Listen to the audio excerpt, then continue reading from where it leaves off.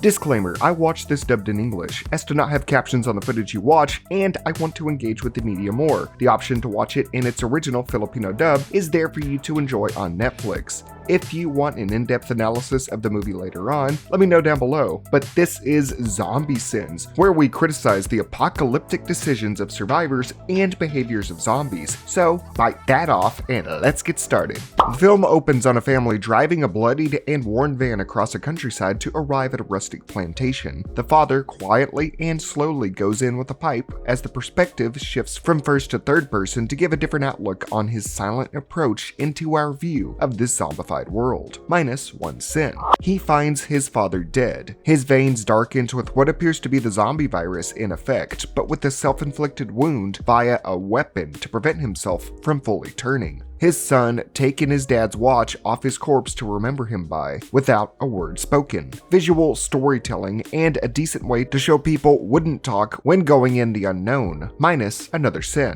He finds his zombified mother outside yelling the word sorry over and over as her top half just kinda lops off. She lunges towards him screaming as he has to put her down. The first words being that of a zombie are different than anything I've seen in a zombie movie. This film definitely catching my interest in the category of using zombies to depict something more powerful. Let's lop off another sin. He buries his mother while his family watches. I know the sentiment is strong, but you really shouldn't leave yourself wide open on the outside. Setting up refuge in the swamp fever house, the dad tests the water to see if it's drinkable. If it was infected, would he just turn and have the family blow him away, or what? What is the plan here? They see a shack nearby and go to check it out for supplies. They find a flashlight, a chicken, and a corpse that hung itself. Keys to the house are on its belt loop as the son hesitates to get them. The dad just sternly tells him it's already dead. What could go wrong? This is a world of reanimated dead. Honestly, you should always make sure they are dead and double tap. You never know when they can just spring to life, because all it takes is one bite. Well, the corpse falls on him after the rope snaps. Thankfully, it's not a biohazard. The corpse could have bile or bodily fluids that could have gotten on him and possibly infected him. Etchings in the basement near the generator insinuate that the father, Francis, was abused by his parents, more specifically his dad, at a young age, and returning to this house is heavily traumatic for him, but still returning for the safety the large home provides in the zombie apocalypse. An interesting premise for the zombie medium, minus another sin. While the family eats, the son Josh attempts to find a clear reception on a radio he found. The dad shoots him down, not wanting him to use it. Why not be productive at any given moment? I get eating to survive, but finding others and safe havens might be your largest priority, or at least knowing what's around, especially since the dad says they cannot leave till they know what's going on. Josh goes outside and attempts to text his ex-girlfriend and watch his videos and photos of her. You should probably conserve power since there is no electricity, and the phone is dead. Good job. The wife says the place is not safe enough to stay, mainly due to the father's trauma from being inside its walls. A double-edged sword. The place is well-stocked, safe, and remote from zombie interactions, as well as having crops nearby. Instead of this movie being a battle of people versus people, it's more of a person versus their traumas. However, it's also putting everyone in danger to continue onwards without any knowledge of what is beyond this house. The son brings up Francis's brother Uncle Diego as he brings up the idea that his wife cheated on him with his own brother, meaning that his own son is actually his brother from years ago. Drama! Because of this, he almost crashes into an abandoned convoy of vehicles. The drama causes the wife to walk ahead of them by herself with only a machete. Why go by yourself over your marital distress? She finds barbed wire fencing at the end and just starts whacking at it. What are you trying to do here? The noise surely won't attract any zombie. Oop, never mind. A zombie soldier comes out demanding a pass as the woman does nothing and the dad lines up his shot to kill it. What was the point of the machete if you're just not going to do anything with it except whack some barbed wire? I do like that zombies carry a semblance of life and speech to a rudimentary degree, sticking with what was prominently on their mind right before infection or death, asking for a pass at a military checkpoint, -1 sin. A zombie horde spawns out of nowhere from the cars and swarms the car after the kids honk a horn to draw attention to more infected attacking their parents. Lucky for the dad, none of these multiple zombies are into biting. That's just not their kink. They're just simply slapping him when he is within arm's reach. He has the time to grab a fragmentation grenade after running out of ammo. Convenient. Also, he is lucky these zombies can't climb for shit, and they take their time chasing him so he has time to get into cover. He chucks the frag grenade, and this group of 5 or 6 or more zombies just poofs into smoke, leaving him unharmed despite 2 zombies being right next to him, leaving only a few body parts and some CGI smoke behind. This is not how frag grenades work. My girlfriend made a good point here. These shots of grass and fields reminded me way too much of The Happening. I do not need to be reminded of that shit show. They return to this trauma plantation after that blockade instance. Really could have kept trying to radio for info and barricading their house, but now let's just goof around. 2 weeks pass by as we see the dad return to the checkpoint to turn on a car. I guess to have another car or get a working battery. He is ditching their only vehicle to siphon the gas and leaving the vehicle here instead of near the house. The family is back at the plantation as the mom is mopping the floors. Should be boarding up windows or something in case, zombies. But no, let's use water to mop the floors because that's a better idea. The kids are outside in a rusted over car, yelling out loud and playing together. Probably should keep noise to a minimum at all times. Yes, they are kids and they need to play around and whatnot, but you don't want them to be a kid's menu. The dad returns carrying supplies on a cart. Wouldn't it be dangerous to do all this alone and have all your hands kind of tied up with this? He uses the little gas he got from the car to power the generator in the basement and begins to turn on every light, air conditioner, and stereo in the place to entertain his kids. You're gonna burn through that precious fuel pretty damn quick, huh? A car for safety and travel gone so he can watch their wedding video. They have sex with the music blaring. You sure aren't acting like resources are scarce and that zombies are attracted to noise. They find a paper lamp and turn it on to enjoy it in the middle of the night. Wouldn't have tons of lights in the midst of the dark countryside attract zombies from far away? They find old pictures of their parents and note how Uncle Diego looks suspiciously a lot like Josh. Suspicious. The other kid, Lucas, says his mom is always sad. Well, yeah, there's undead cannibals everywhere outside. They can do that. In the scrapbook, text is written that says Francis and his handsome brother. I guess to reflect how the parents have favoritism over their individual children. But to write his handsome brother without actually giving his name is pretty weird. It's not zombie related, but weird nonetheless. They're trying to push this whole generational trauma thing. Francis says with the advent of the zombie outbreak, all debts and problems of former life are wiped clean, so they can have a second start. If that's the case, why are you not acting like it since it's a zombie world? You should be more prepared. The next morning, Francis finds a stray dog in the chicken kennel, having killed their only chicken. He sits there and stares at this dog as it ravenously barks at him. He just sits there doing nothing with a gun loaded on his hip. What are you doing, dude? Old Yeller that bitch. Nah, we're gonna do like the zombies did earlier and just try to slap it. And because of that, he gets bit and watches the chicken get taken off. The dog bite wound is deep,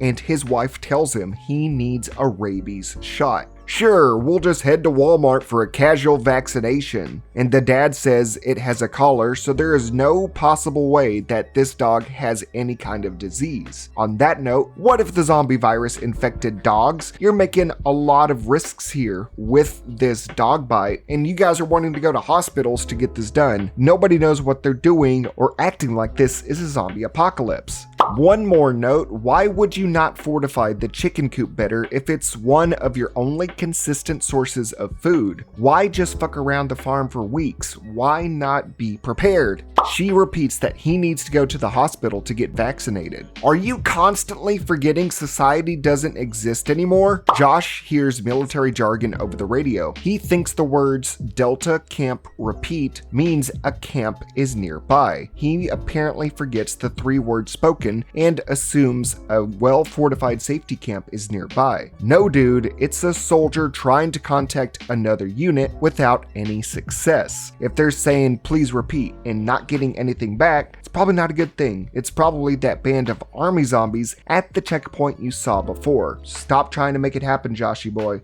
That night, the mom and Josh repeat how hearing radio communication means definitively that safety is nearby. If all you heard were those first few words of them trying to establish communication and not getting a response, why leave this safe haven on a lark? The dad stays level-headed. Despite being in a house that screwed him up as a kid, he knows to stay put where food, water, and shelter are guaranteed. But no, let's ignore the dad because he got bit by a dog. He is not showing any symptoms right now, and he is not risking their kids to be out in the middle of nowhere. Josh wants to turn the generator back on to turn on music to not be bored, or use the radio. Yeah, waste those last few precious drops of gas for that. The dad says he risked his life on the bridge earlier, yet he let his wife go out alone because of a little tiff in a place of empty cars, and then when conflict hit, he hid and plot armored his way to exploding them all in one go. The dad details how the plantation was a target from thieves for its wealthy status in the Philippines. He then goes to teach his son how to shoot a gun. It is good to have some practice in. Now, I usually would say minus a sin, but making that loud of noise in the wide open probably isn't the best idea, especially with how scarce ammo is going to be. I get teaching to learn to kill to survive, but come on. He yells to fire, Francis, saying his own name, projecting his insecurities onto his own son like his dad did. A lot of noise here though, and suddenly there's a ton of zombies hoarding up. When he started doing this whole gun range thing, you didn't think that nearby church would have had any zombies? People would have definitely flocked and died in there. The Philippines is a very religious nation. They run back home as the horde follows them. Not the best idea to lead them there directly. And it's also strange zombies didn't flock to this place once in the weeks that they were living there scot-free. With the front door shut, the zombies stopped chasing them immediately, just sitting there sniffing the air. I guess they don't have object permanence. It also becomes suddenly pitch dark night in the couple minutes that they ran back home. It feels like Night of the Living Dead when they go from outside being daytime and then suddenly it's nighttime when they get inside. The horde all repeats the last words they said when alive. It is a cool concept to go with, but I'm going to go ahead and do some spoilers. This is not utilized at all later in the movie, which is disappointing, but I do like the concept, so -1 sin.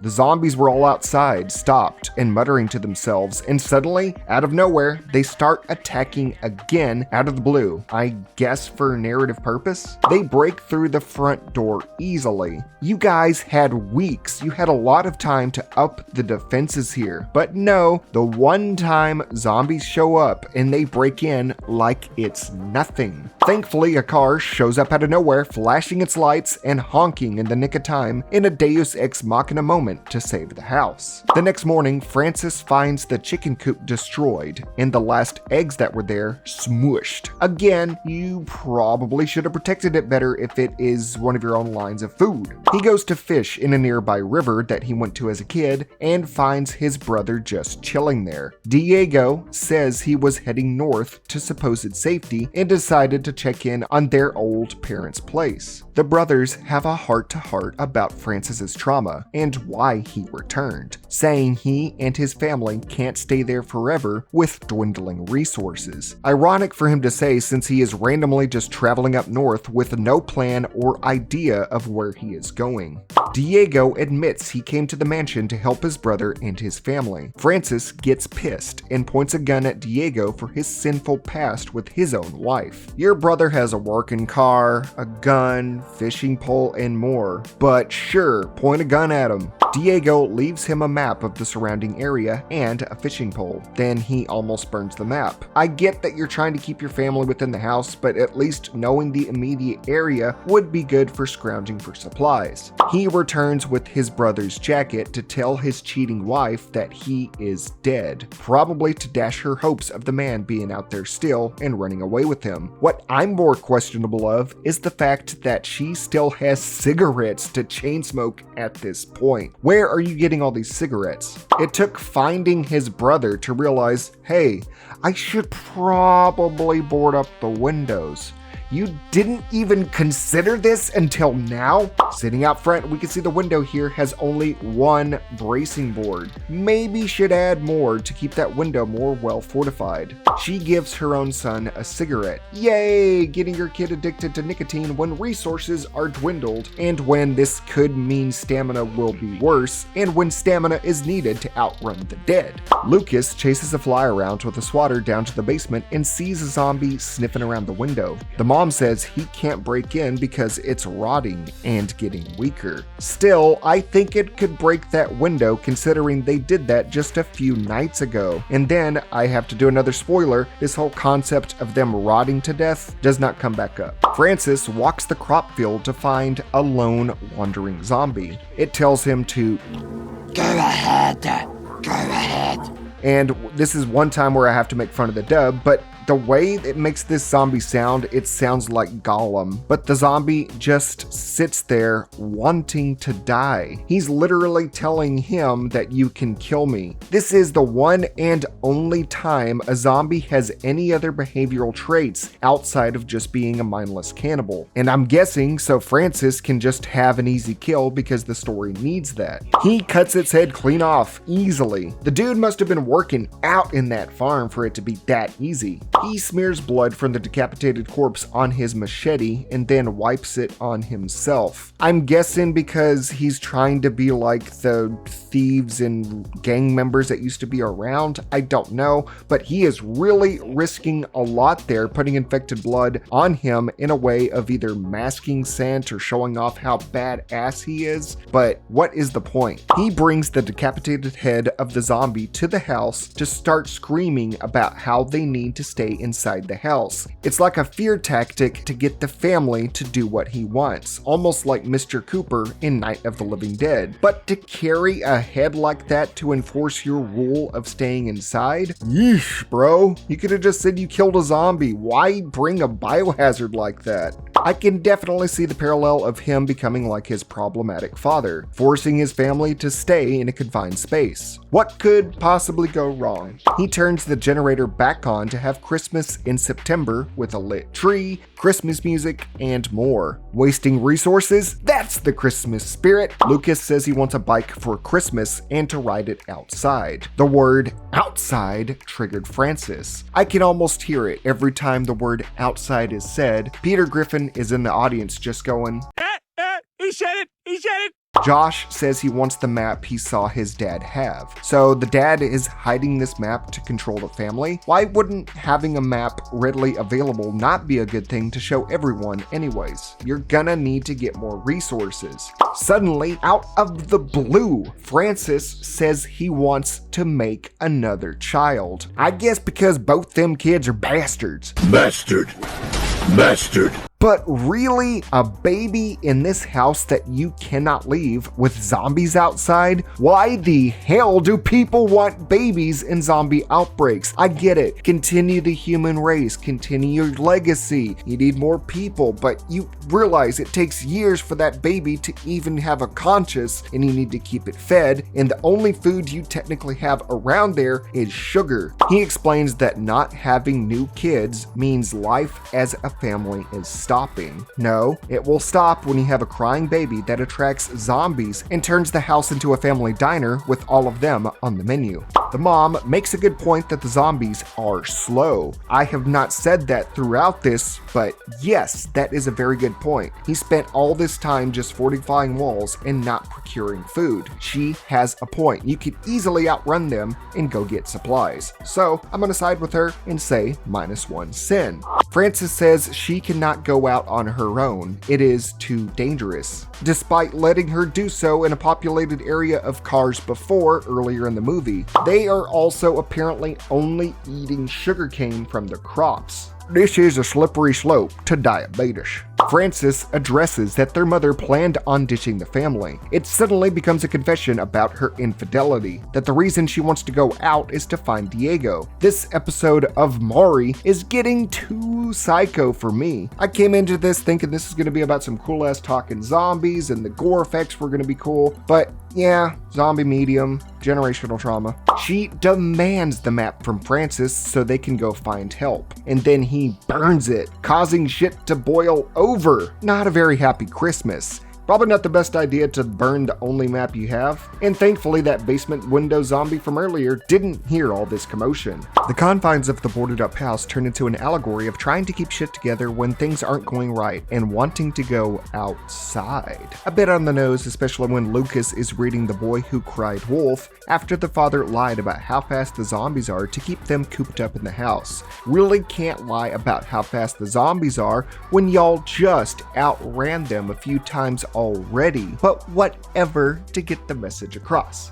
Hearing gunshots in the distance, the father spirals further, getting a wooden post and chains to fully block off the front door. Josh confronts Francis about him locking them up like Francis's dad did to him as a kid. More on the nose, but honestly, yeah, confront the bastard because it is blatantly obvious why he is doing this. There hasn't been zombies in weeks, and there is dwindling food to eat. So, -1 sin for at least calling him out. A soldier shows up out of nowhere injured, talking about Delta Camp, the military enclave that they heard about over the radio. They were overrun, apparently, by zombies. He is bleeding a lot and says he has a non-bite injury. Yet they don't check just to be sure for bite wounds anyways. You don't know this guy. Why are you trusting him and taking him for his word when he is in a panic? The soldier says he met a man that Francis thinks is Diego, and the soldier told the family that Diego instructed him to come to the mansion for safety. Coincidence? I think yes! The dad locks the soldier in the basement with his wife asking why. He might have a bite wound and could turn at any moment, and you do not know him. Yes, the dad is going crazy, but let's not just go trusting anyone that shows up, especially when they're bloodied. Better safe than sorry. Josh says he is going to leave the house, noting his frustration with Francis and knowing Diego is his real father. His mom just lets him, and the next morning, the front door is just wide open. I get that you're trying to run away and get away from an insane father and the mom just lets it happen, but really, you're gonna risk your whole family getting attacked in their sleep by just leaving the front door wide open for anything to come in? While they are having breakfast the next morning, Francis smashes the soldier's head in with the hammer and then knocks the mom out. The mom was probably gonna bang the soldier later anyways, but I wish the dad showed this kind of tenacity towards the slow-moving dead. Francis comes full circle, and just like his dad, he locks his family up in the cellar. He takes the soldier's uniform and kills the dog from earlier for its meat. I'm surprised he could catch it despite not being able to do anything else. Bringing the dog meat to his family, the wife tries to procure a knife from it, fails, and tries to pry the boards off the windows in the basement with no luck. Later, Lucas pretends to be violently sick in a Boy Who Cried Wolf way to trick his father to come into the basement as the wife stabs him. You should have taken Thanos' advice and gone for the head. As she runs outside, she grabs the machete. For once, a survivor grabs a weapon without ditching it in a panic. -1 sin. Getting outside, she sees the undead form of Diego, as he can only say 2 words, run, and go. I guess we know what his theme song is. It is miraculous that the one singular zombie that has shown up in weeks is the baby daddy uncle father of the family and found his way all the way there to the plantation so this can all go down. I guess this one zombie is faster than the rest as Go Diego Go chases them inside, and this causes the mom to immediately drop her machete. Well, so much for that. You can stab your living husband, but you can't stab your dead baby daddy? The little boy Lucas bops him on the head with a flashlight and then gets his attention and gets bit. If the mom had just attacked the dude instead of running away like a slug at the first zombie that they see, this could have been avoided. You had a machete. Francis breaks out of the cellar and pistol whips his zombie brother to death. Kudos to killing it, but if he didn't waste his ammo just blindly shooting at a door earlier, this would not have been a larger issue. Lucas walks up showing his bite wound. The boy got bit the first time they go outside just because you don't know how to defend yourself properly, because you let the zombie in the house uninjured. You probably should have been more wary of the very threat that has been causing this whole string of events to happen. The wife sanitizes a machete and cuts her son's arm off, trying to stop the infection, although she makes a horrible tourniquet and pours alcohol all over his wound. You should probably be cauterizing the open wound instead. She is a nurse and doing this bad of a job?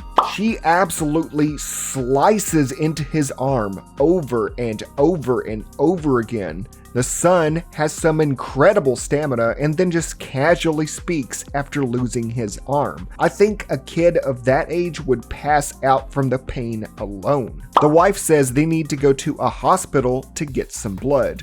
Girl, you're this far into a zombie outbreak. What fucking hospital are you talking about? Stop! The son dies. The movie paints it as the dad's fault for his traumas. But, I mean, the mom could have at least been better prepared and not gotten her son killed by rushing out without being willing to kill one zombie, or at least wrapping your son in a bunch of clothes so getting bitten isn't so easy. The dad leaves the home, gets to the checkpoint bridge from earlier, and tries to get the van he ditched earlier in the movie, probably finally trying to get his family out. You know, that vehicle probably doesn't work anymore. It hasn't been driven in quite a while. The battery is probably dead, and you took all the gas from the car. So how are you gonna use it? Suddenly he finds his son Josh, and then Josh just sees him and shoots him, but not out of being startled at his bloodied father, just blasts him.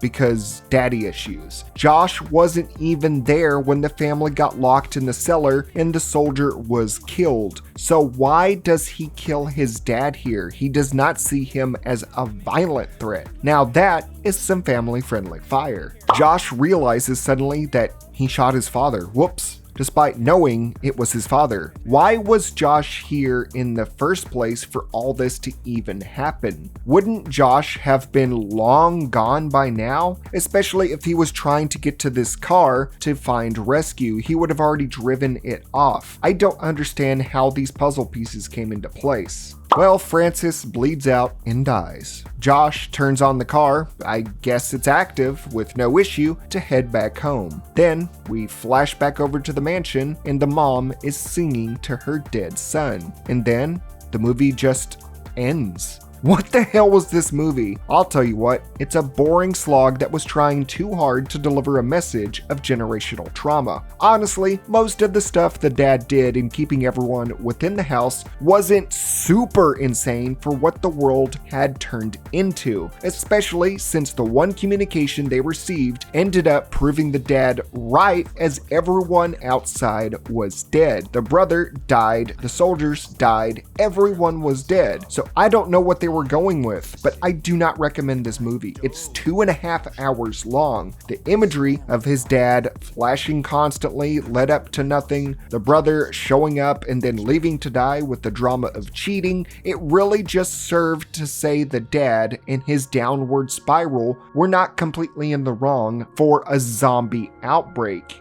You know, this being a zombie movie, and if you're using zombies to convey a message, you really don't want the zombies to do the exact opposite of the message you're trying to put out there. On that note, the zombies were barely used and were never really a threat. They were slow and barely attacked. They were just kind of there. They could have been a lot better utilized with that whole "they say the last word they said before turning" thing throughout their whole zombie persona. But no, we don't ever get that again. It's just a lot of daddy issues, eating enough sugar to comatose, and not going outside. Until the mom says, "Catch me outside, how about that?" Wow. The diabetes.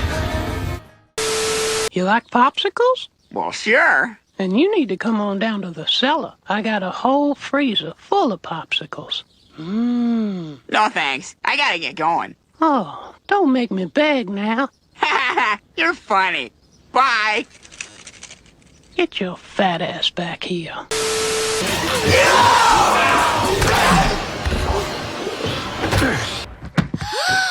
Dad, you killed the zombie Flanders. You was a zombie? I come to make an announcement. Shadow the Hedgehog's a bitch-ass motherfucker. He pissed on my fucking wife. That's right. He took his hedgehog fucking quilly dick out and he pissed on my fucking wife and he said his dick was this big. You fortified the walls, but you didn't do anything to find food. Sugarcane over and over again. In America, first you get the sugar, then you get the power, then you get the women. Homer! How can I protect you, boy, unless you always stay in here? Obey and stay in